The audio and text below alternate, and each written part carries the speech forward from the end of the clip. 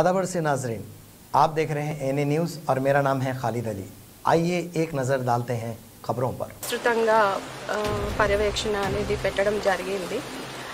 కొన్ని చోట్ల చిరుత కనిపించడంతో కొంత ప్రజలు కూడా భయపడడం అనేది ఉంది.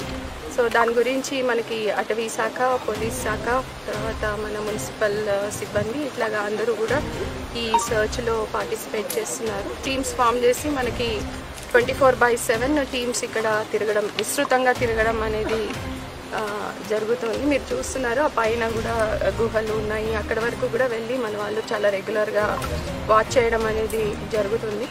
అయితే గత 3-4 రోజుల నుంచి మనకి కనిపించలేదు, ఇక్కడ బయటకు వచ్చిన దాఖలాలు అయితే లేవు.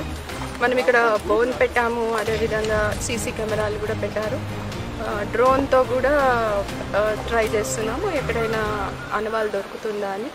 బట్ ఎక్కడ కూడా ఏం కనిపించలేదు. కాబట్టి ప్రజలందరూ కొంత భయపడకుండా కొన్ని జాగ్రత్తలు తీసుకోవాలి మనకి కన్ఫర్మ్ అయ్యే వరకు. సో ఈవినింగ్లో అంటే ఒకళ్ళు బయటికి వెళ్ళడము, తర్వాత ఈ ప్రాంతానికి రాకుండా ఉండకపోవడము, తర్వాత మన పిల్లల్ని బయట వదిలేయడము, ఇట్లాగా జాగ్రత్తలు ఆల్రెడీ చెప్పున్నాం. ఆ జాగ్రత్తలు విస్తృతంగా. ये थे आज की खबरें और आप दीजिए खालिद अली को इजाज़त और आप देखते रहिए एनए न्यूज़।